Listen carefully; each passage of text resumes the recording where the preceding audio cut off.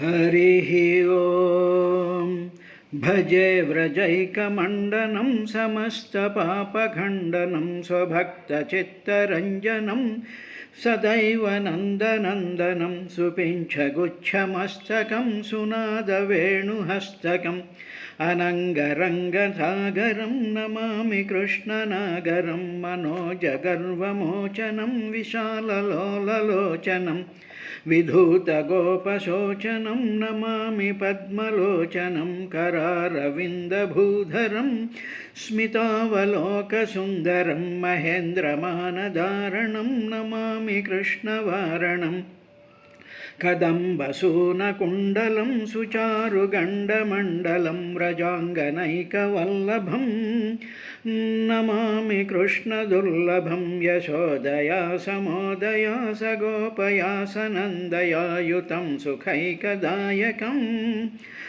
नमामि गोपनायकं सदैव पादपङ्कजं मदीयमानसे निजम् दधानमुत्तमालकं नमामि नन्दबालकं समस्तदोषशोषणं समस्तलोकपोषणं समस्तगोपमानसं नमामि नन्दलालसं भुवो भरावतारकं भवाब्धिकर्णधारकं यशोमतीकिशोरकं नमामि चित्तचोरकं दृगन्तकान्तभङ्गिनं सदा सदालसङ्गिनं दिने दिने नवं नवं नमामि नन्दसम्भवं गुणाकरं सुखाकरं कृपाकरं कृपापरम् सुरद्विषन्निकन्दनं नमामि गोपनन्दनं नवीनगोपनागरं नवीनकेळिलम्पटं नमामि मेघसुन्दरं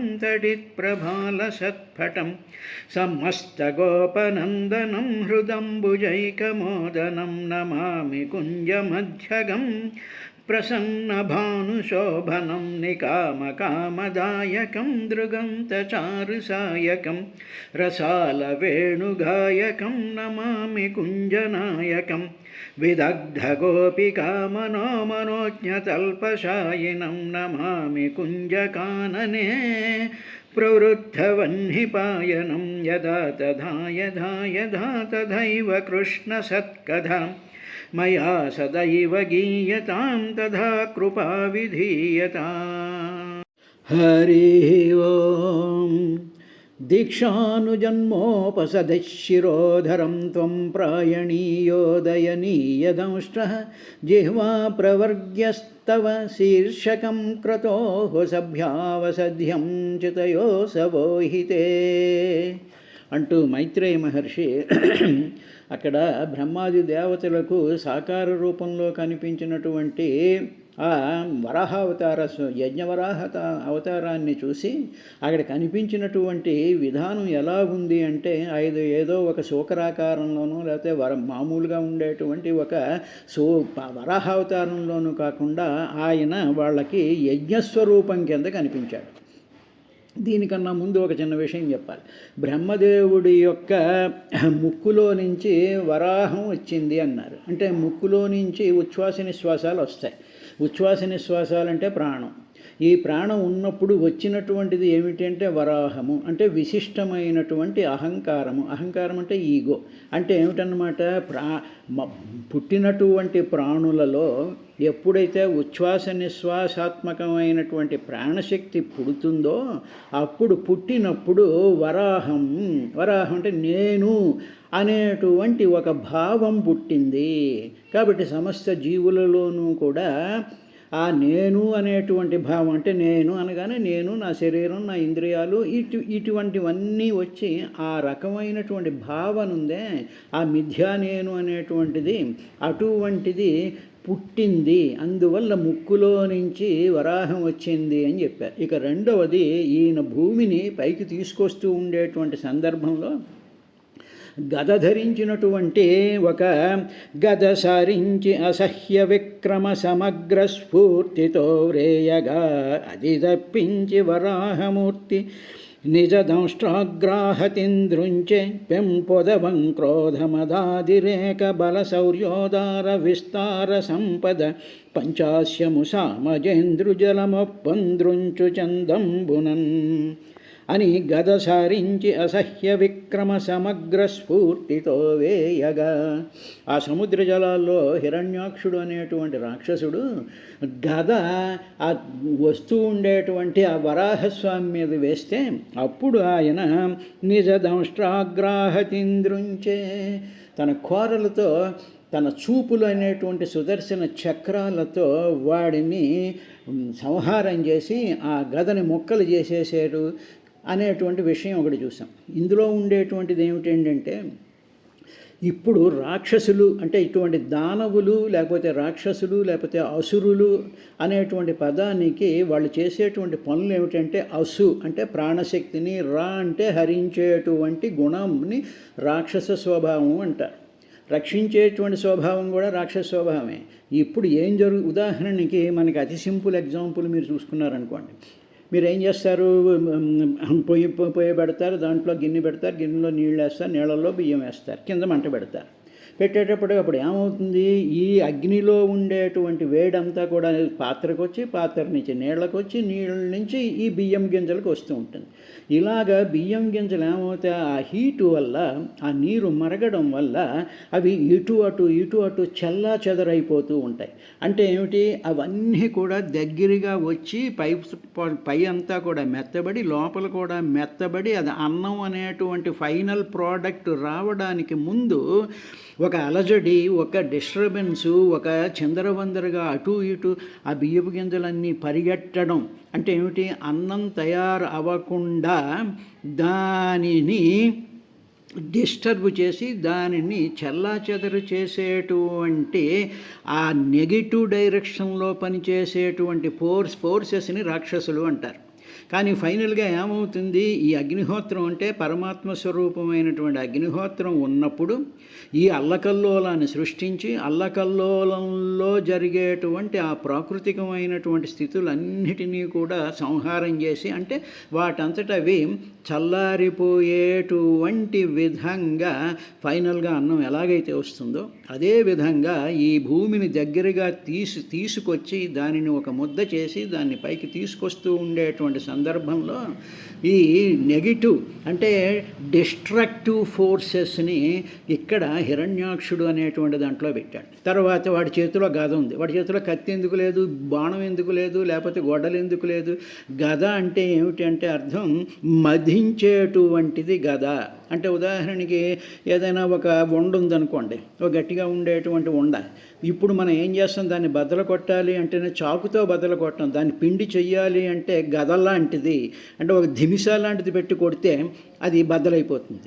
కాబట్టి ఈయన భూమిని పైకి తీసుకొస్తూ ఉండేటువంటి సందర్భంలో గద అంటే దాన్ని ముక్కలు నిగ్గు చేయడానికి వాడేటువంటి ఆ గదని వాడు వేశాడు.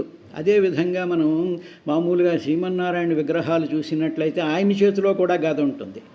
ఆ గద కౌమోదికి అంటాం కదా, ఆ కౌమోదికి గద ఏమిటి అంటే జీవుల యొక్క పాపాలని, జీవుల యొక్క చింతల్ని, జీవుల యొక్క కష్టాలని, జీవుల యొక్క బాధల్ని, నేను జీవిని, నేను శరీరాన్ని అనుకునేటువంటి భావాలన్నిటినీ కూడా ధిమిసా కొట్టేసేసి వాటిలన్నిటినీ కూడా మర్దించేటువంటి ఆ ప్రాసెస్ని గద అంటారు. కాబట్టి ఆయన ఆ గద ధరించినటువంటి వాడిని గద సారించి అసహ్య విక్రమ సమగ్ర స్ఫూర్తితో వ్రేయగా అది తప్పించి వరాహమూర్తి, అప్పుడు దాన్ని తప్పించి ఆయన ఆ హిరణ్యాక్ష వధ చేశాడు అనేటువంటి విషయాన్ని చెప్పిన తరువాత ఇప్పుడు బ్రహ్మాది దేవతలకి ఆ యజ్ఞవరాహ స్వరూపం ఏ విధంగా కనిపిస్తూ ఉండేటువంటి ఆ 37వ శ్లోకంలో దీక్షానుజన్మోపసద శిరోధరం త్వం ప్రాయణీయోదయనీయదంష్ట్ర జిహ్వా ప్రవర్గ్యస్తవ శీర్షకం క్రతో సభ్యావసధ్యం చితయో సవహితే. స్వామి, నిన్న చూసినటువంటి దాంట్లో నీ ముక్కులోనేమో శృక్కు శృవము ఉన్నాయ్యా, నీ పొట్టేమో ఇడాపాత్ర, నీ చెవిచిలుళ్ళేమో చమసపాత్రలు, నోట్లో ఉండేటువంటిది బ్రహ్మభాగ పాత్ర అనేటువంటి విషయాన్ని చెప్పిన తర్వాత, స్వామి నీవు యజ్ఞస్వరూపుడైనటువంటి నీవు మళ్ళీ మళ్ళీ అవతరించడమే యజ్ఞంలోని దీక్షణీయేష్టి అంటారు. దీక్షానుజన్మోపసదశిరోధరం. దీక్ష అంటే దీక్షణీయేష్టి, అనుజన్మ, మరల మరల అవతరించడం అంటే ఏమిటన్నమాట. ఎప్పుడైనా సరే ఈ మానవ లోకం ఉన్నంతకాలం ఏదో ఒకటి నిరంతరము కూడా పారాయణలో, యోగాలో, హోమాలో, తీర్థయాత్రల్లో, గుళ్ళో ఇవన్నీ కూడా నిరంతరం జరుగుతూనే ఉంటాయిగా. ఇలా జరుగుతూ ఉండేటువంటి పరిస్థితులని దీక్షణీయేష్టి అంటారు. అది కూడా ఒక యజ్ఞమే కాబట్టి అలాగ నువ్వు ఎప్పుడూ పుడుతూనే ఉంటావయ్యా. తరువాత దాంట్లో ఏమున్నాయి, ఉపసత్తులు అనేటువంటి ఇష్టులు ఉంటాయి అని మనం చెప్పాంగా. ఆ 3 ఉపసత్తులు కూడా నీ మెడలో ఆ 3 ఉన్నాయ్యా అన్నాడు. ఏమిటి అంటే ఆ ఉపసత్తు ఏమిటంటే ప్రాయణీయేష్టి అంటే ఏమిటి, దీక్షావస్త్రాలు అవన్నీ ధరించిన తరువాత చేసేటువంటి మొట్టమొదటి కార్యక్రమం ఉందే దాన్ని ప్రాయణీయేష్టి అంటారు. ఈ యజ్ఞం అంతా అయిపోయిన తర్వాత చేసేటువంటిది ఉదయనీయేష్టి అంటారు. తరువాత ఇంకొకటి ఏమిటంటే ఈ ముందు అంటే అసలైనటువంటి యజ్ఞం మొదలుపెట్టేదానికి ఆ యజ్ఞానికి అంగంగా ఉండేటువంటి ప్రవర్గ్యం అనేటువంటి దానిని ప్రవర్గ్యం అంటారయ్యా. కాబట్టి ఇటువంటి 3 ఏమిటి అంటే నీ యొక్క మెడయ్యా. తరువాత నీ కోరలున్నాయే అవి క్రతోహో, అవి ఈ ప్రాయణీయేష్టి, ఉదయనీయేష్టి అనేటువంటివి అవి 2 కోరలవి. తరువాత నీవు క్రతుస్వరూపుడివి నీవు అన్నాడు. ఇక్కడ క్రతు అనేటువంటి దానికి అర్థం ఏమిటంటే క్రియతే బ్రాహ్మణాదిభిరితి అంటే 3 వర్ణములు వారు చేసేటువంటి దేవపూజా తత్వాన్ని క్రతువు అంటారు. కాబట్టి నీ యొక్క పూజాధికాలు, ఆ పూజాధికాలు యజ్ఞయాగాదులన్నీ కూడా 3 వర్ణాలు వాళ్ళు కూడా చేసేటువంటిదయ్యా. అవి తవ జిహ్వా, నీ నాలుక, ప్రవర్గ్యం అనేటువంటిది, శీర్షకం నీ తల ఉందే అది ఔపాసనాగ్ని, నీ యొక్క శిరస్సు ఔపాసనాగ్ని అనేటువంటి అగ్నిస్వరూపమయ్యా. తరువాత ఇష్టకా, ఆ ఇష్టకలు అంటే ఇటుకలు, తరువాత అక్కడ పెట్టేటువంటి రాళ్ళు ఉంటాయి, కొన్ని రాళ్ళు. ఆ రాళ్ళకి వాటి మీద నూరడాలు, తర్వాత దాని మీద పదును పెట్టడాలు, తరువాత వాటిని ఉపయోగించి అక్కడ ఉండేటువంటి జంతుజాలాలను కట్టడానికి అనేక రకాలైనటువంటి పనుల కోసం పెట్టేటువంటి చిన్న ఆ రాళ్ళ సమూహాలన్నీ కూడా నీ ప్రాణాలయ్యా. కాబట్టి నీవు ఈ 3 ఇష్టులు నీ మెడ, తరువాత నీ నాలుకేమో సభ్యాగ్ని అంటే ఏమిటి, హోమం లేనటువంటి అగ్ని నీ నాలుక అని చెప్పిన తరువాత సోమస్తురేత సవనాన్యవస్థితి సంస్థా విభేదాస్తవ దేవధాతవ సత్రాణి సర్వాణి శరీరసంధిస్త్వం సర్వయజ్ఞక్రతురిష్టిబంధన. ఓ వరాహ యజ్ఞమూర్తి దేవా, సోమరసమేమో నీ రేతస్సు, తర్వాత ప్రాతస్సవం, మధ్యాహ్న సవం, సాయం సవం అనేటువంటివి నీకు బాల్యము, లేకపోతే 3 అవస్థలు నీకు 3 ఉన్నాయిగా. అంటే పొద్దున్న, మధ్యాహ్నం, సాయంత్రం అనేటువంటి అవస్థలు ఉన్నాయిగా ఈ అట్మాస్ఫియర్లో. అదేవిధంగా మనిషి యొక్క జన్మల్లో కూడా 3 అవస్థలు ఉంటాయి కదా, బాల్యావస్థ, యవనావస్థ, తర్వాత జరావస్థ. ఆ 3 అవస్థలు కూడా అవి కూడా యజ్ఞాలే, అవి 3 అవస్థలు కూడా. అదేవిధంగా జాగ్రత్త, స్వప్నము, సుషుప్తి అనేటువంటివి కూడా 3 అవస్థలు కూడా నీ యొక్క అవస్థలవి. తరువాత అత్యగ్నిష్టోమము, ఉగ్ధము, షోడశి చెప్పాం కదా, వాజపేయం, అతిరాత్రం, ఈ అప్చోరామం అనేటువంటి ఈ 7 సోమయాగాలు కూడా నీకు చర్మం అయ్యా. తర్వాత మాంసము, మజ్జ మొదలైనటువంటి 7 ధాతులు, నీ చర్మము, తర్వాత నీలో ఉండేటువంటి మాంసము, నీ ఎముకల్లో ఉండేటువంటి మజ్జ, ఈ 7 సప్త ధాతువులు ఏమిటి అంటే అగ్నిష్టోమం, అత్యగ్నిష్టోమం, ఉగ్ధం, షోడశి, వాజపేయం, అతిరాత్రం, అప్చోరామం అనేటువంటివి.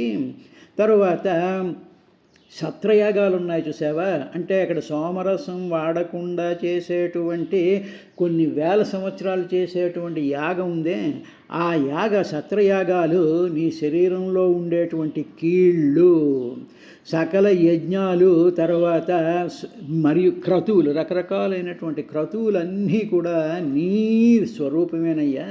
యజ్ఞం చేసిన, హోమం చేసిన, యాగం చేసిన, ఇష్టి చేసిన, సవనం చేసిన, మఖం చేసిన అన్నీ కూడా నీ యొక్క స్వరూపాలేనయ్యా. తరువాత నీ ఇష్టులున్నాయే, అంటే ఏమిటి, ఇష్టముతో ఒక ఫలాన్ని ఆచరించి చేయబడేటువంటి సకల యజ్ఞములన్నీ కూడా నీ శరీరంలోనూ అవయవాలన్నిటినీ కలిపి ఉంచేటువంటి కండరాలయ్యా అని చెప్పిన తరువాత ఇంకా దేవతలు, ఆ బ్రహ్మాది దేవతలు ఇంకా ఆయన ఈ విధంగా పొగడడం ప్రారంభించారు. నమో నమస్తేఖిల మంత్ర దేవతా ద్రవ్యాయ సర్వక్రతవే క్రియాత్మనే వైరాగ్య భక్త్యాత్మజయానుభావిత జ్ఞానాయ విద్యా గురవే నమో నమః. నమో నమః.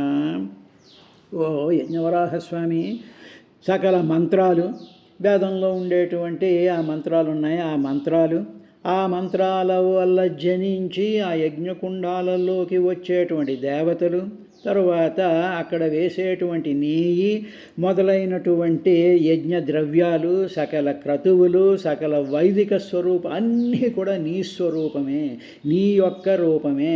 ఇది మంత్రం కింద కనిపిస్తుంది, నోట్లోంచి మంత్రం కింద కనిపిస్తుంది, అక్కడేమో కాదు ఒక కట్టి కింద, ఒక సమితి కింద కనిపిస్తుంది, ఇంకో చోట ఏదో పండు కింద కనిపిస్తుంది, ఇంకొక చోట నెయ్యి కింద కనిపిస్తూ ఉంటుంది, ఒక చోట ఇటిక్ కింద కనిపిస్తూ ఉంటుంది, సృక్కు కింద, సృవ్వు కింద, డిఫరెంట్ స్వరూపాలు, వాటి యొక్క ఆకారాలు మారుతూ ఉన్న ఈ అన్ని ఆకారాలలోనూ కూడా నువ్వే ఉన్నావు. నువ్వే ఆ నెయ్యి కింద, ఆ సృక్కు కింద, ఆ సృవ్వు కింద, ఆ ఇటిక్ కింద, అగ్నిహోత్రం కింద, ఆ మంత్రం కింద, ఆ మంత్రం చదివేటువంటి హోత, ఉద్గార్యాధ్వరుడు, బ్రహ్మ కింద, వాళ్ళు చేసేటువంటి పనుల్లో అంతం అన్నీ కూడా సకల వైదిక కర్మలన్నీ కూడా నీ స్వరూపమేనయ్యా. అటువంటి నమో నమస్తే అఖిల మంత్ర దేవతా ద్రవ్యాయ సర్వక్రతవే క్రియాత్మనే, ఇవన్నీ కూడా నువ్వేనయ్యా. తరువాత వైరాగ్య భక్తి ఆత్మజయ అనుభావిత జ్ఞానాయ విద్యా గురవే నమో నమః. అటువంటి నిన్ను చూస్తూ ఉంటే మాకు ఇంకా ఏమనిపించిందో తెలిసిన, యజ్ఞస్వరూపంలో ఉండేటువంటి యజ్ఞాలు, యాగాలు, అందులో వాడేటువంటి రకరకాలైనటువంటి పదార్థాలు, మంత్రాల కిందే నువ్వు కనిపిస్తున్నావు అని మాత్రం మేము భ్రమపడటం లేదయ్యా.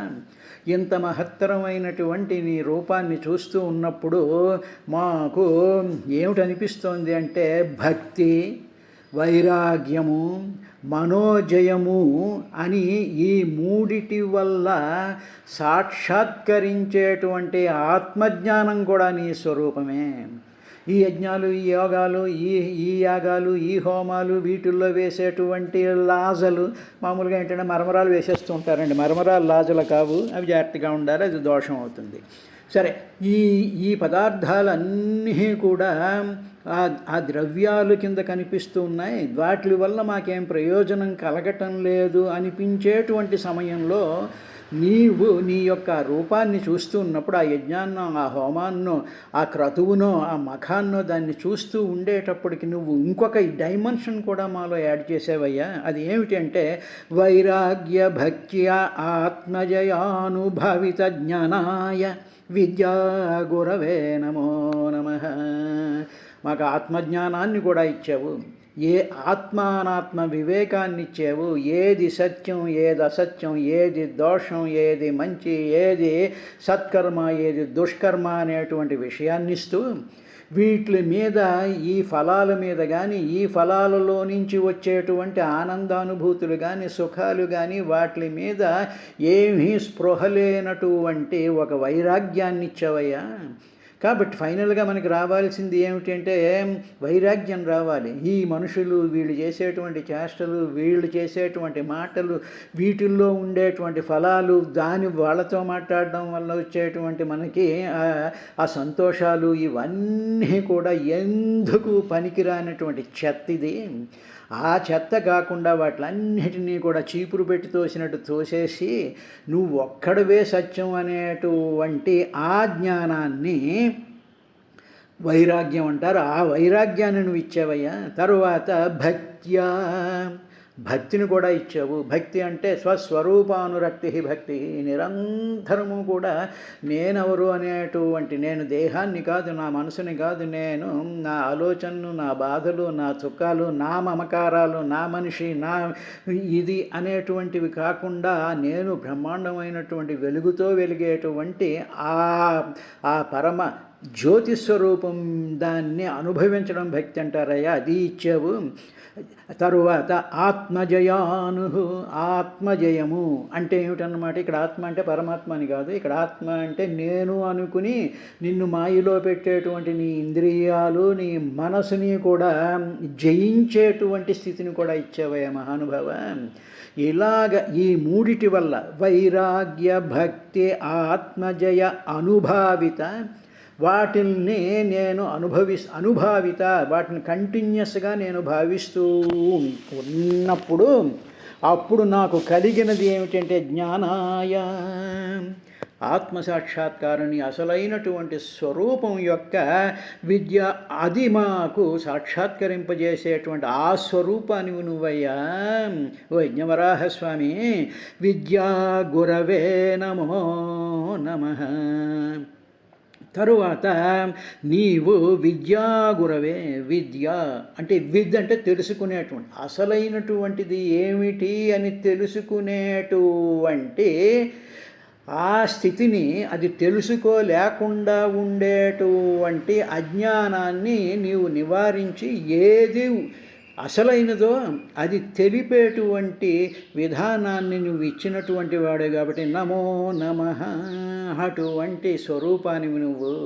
అంటే అక్కడ ఉండేటువంటి పదార్థాలు, అక్కడ ఉండేటువంటి మనుషులు, అక్కడ ఉండేటువంటి నేతులు, గరిటెలు, చీపురు కట్టలు, అక్కడ ఉండేటువంటి గోళ, గందరగోళం, ఇది కూడా యజ్ఞస్వరూపమే. అయినా దానివల్ల ఏ ప్రయోజనం లేదు. కానీ ఆ యజ్ఞస్వరూపంలో అంతర్గతంగా ఉండేటువంటిది ఏమిటంటే నాకు ఆ పరమాత్మ యొక్క దివ్యమైనటువంటి తేజస్సు మీద భక్తి, దానివల్ల నాలో ఉదయించేటువంటి వైరాగ్యం, దానివల్ల నాకు కలిగినటువంటి సమస్త ఇంద్రియ జయాలు అనేటువంటి విషయాన్ని తీసుకొచ్చి అసలైనటువంటి పరమాత్మ యొక్క స్వరూపాన్ని నాకు తీసుకొచ్చావు. ఇలాగా స్వరూపాన్ని తీసుకొచ్చే ముందు అవిద్య, ఇవి మళ్ళీ ఈ మనుషులు, ఈ గోళ, ఈ గందరగోళం అంతా అడ్డుపడుతూ ఉంటే అది అంధకారం లాంటిది. కాబట్టి నువ్వు గురువి అన్న. గుహు అంటే గు అనేటువంటి అక్షరానికి ఏంటంటే గుకారో అంధకారస్య రుకారత్త నివారక అని ఉంది. అంటే అంధకారం అనమాట, అంటే తెలియనితనం అనమాట. ఈ మనుషులు బాగా చేస్తున్నారు, వీళ్ళు ఉంటేనే మనకి చాలా ఆనందంగా ఉంటుంది, వీళ్ళు నా మొహం చూడకపోతే బాధ కలిగిపోతూ ఉంటుంది, లేకపోతే ఈ మంత్రం వినకపోతే కొంప మునిగిపోతుంది అనేటువంటి అవిద్యాస్వరూపాన్ని తన్నివారక, దాని అంతటినీ పక్క గెంటేసేసేటువంటి ఆ అసలైనటువంటి తత్వం తెలుసుకునేటువంటి విద్యా గురవే నమో నమః అని చెప్పి ఆ బ్రహ్మాది దేవతలు అద్భుతంగా పరమాత్మ యొక్క వరాహస్వరూపం యొక్క చూసిన తరువాత ఇంకో శ్లోకం, ఇంకా దాంట్లో ఏమన్నారంటే దంశాగ్ర్యకోట్యా భగవం స్వయాధృత విరాజతే భూధర భూసభూధర యథావనాన్నిస్సరతోదతా మతంగజేంద్రస్య సపత్రపద్మిని. ఓ స్వామి, నీవు భూమిని ధరించినటువంటి వరాహమూర్తివయ్యా. నీవు ధృత విరాజతే భూధర, ఆ భూమిని ధరించినటువంటి వాడువు నువ్వు భగవాన్. నీవు ఎలా తీసుకొస్తున్నావంటే నీ వాడి అయినటువంటి కూరలు ఉన్నాయి కదా, ఆ కూరల పైన కొస ఉంటుందే, ఆ టిప్ ఆఫ్ కూరలు, దానిపైన పర్వతాలతో కూడుకున్నటువంటి భూమిని చూపించావు మాకు ఇప్పుడు. అలాగా నీవు ఆ నీటిలో నుంచి నువ్వు పైకి వస్తూ ఉన్నప్పుడు ఒక పెద్ద ఏనుగు దంతం చేత ఆకులతో సహా పట్టుకొనబడినటువంటి ఒక పద్మంలాగా ఆ భూమిని ప్రకాశిస్తూ ఉందయ్యా అని చెప్పి ఆ భూమికి ఉండేటువంటి ప్రకాశ తత్వాన్ని గుర్తు చేయడం కోసం చెప్పారండి. అంటే ఏమిటనమాట, పువ్వులో ఉండేటువంటి లక్షణం ఏంటంటే సౌగంధం ఇస్తుంది, అందం ఇస్తుంది, ఆనందాన్ని ఇస్తుంది, సౌకుమార్యాన్ని ఇస్తుంది, తర్వాత వికసించేటువంటి తత్వాన్ని ఇస్తుంది. అంటే ఇప్పుడు ఏమిటి జరిగిందనమాట, భూమిలో పరమాత్మ యొక్క స్పర్శ వల్ల ప్రాణాలను నిలబెట్టి ప్రాణాలని వృద్ధి చేసి తరువాత అన్నీ కూడా మొలకలు కలిగించేటువంటి ఒకానొక ప్రాణశక్తిని ఆ భూమిలో ఆయన తీసుకొచ్చి పెట్టాడు. అటువంటి విధమైనటువంటి భూమిని నువ్వు తీసుకొచ్చావయ్యా. అది తీసుకొస్తున్నటువంటిది ఏంటంటే ఏనుగు తన దంతాల చేత సపత్ర పద్మిని ఆకులతో కూడినటువంటి పద్మం యొక్క మొక్కలాగా విరాజతే ప్రకాశిస్తూ ఉందయ్యా అన్నాడు. రేపటి కార్యక్రమంలో మరో విశేషంతో వస్తాను.